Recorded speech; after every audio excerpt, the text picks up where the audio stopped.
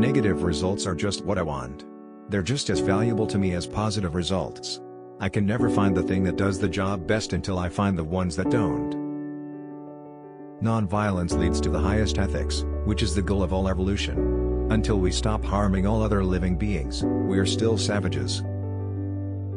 The most necessary task of civilization is to teach people how to think. It should be the primary purpose of our public schools. The mind of a child is naturally active, it develops through exercise. Give a child plenty of exercise, for body and brain. The trouble with our way of educating is that it does not give elasticity to the mind. It casts the brain into a mold. It insists that the child must accept. It does not encourage original thought or reasoning, and it lays more stress on memory than observation.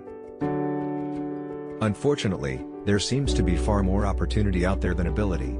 We should remember that good fortune often happens when opportunity meets with preparation. Being busy does not always mean real work. The object of all work is production or accomplishment, and to either of these ends there must be forethought, system, planning, intelligence, and honest purpose, as well as perspiration. Seeming to do is not doing. Opportunity is missed by most people because it is dressed in overalls and looks like work. We all want to be successful, but most of us aren't willing to do what those who are successful did to attain it. We want success without sacrifice, but you can't have one without the other.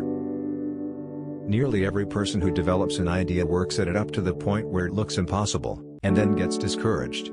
That's not the place to become discouraged. I never did anything worth doing by accident, nor did any of my inventions come by accident, they came by work.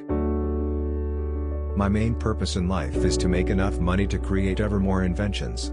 The dove is my emblem. I want to save and advance human life, not destroy it. I am proud of the fact that I have never invented weapons to kill. One might think that the money value of an invention constitutes its reward to the man who loves his work. But speaking for myself, I can honestly say this is not so. I continue to find my greatest pleasure, and so my reward, in the work that precedes what the world calls success. I'd put my money on the sun and solar energy. What a source of power. I hope we don't have to wait until oil and coal run out before we tackle that. I wish I had more years left. There will one day spring from the brain of science a machine or force so fearful in its potentialities, so absolutely terrifying, that even man, the fighter, who will dare torture and death in order to inflict torture and death, will be appalled, and so abandon war forever. Be courageous. I have seen many depressions in business. Always America has emerged from these stronger and more prosperous. Be brave as your fathers before you. Have faith. Go forward. Waste is worse than loss. The time is coming when every person who lays claim to ability will keep the question of waste before him constantly. The scope of thrift is limitless. Nearly every man who develops an idea works it up to the point where it looks impossible, and then he gets discouraged. That's not the place to become discouraged.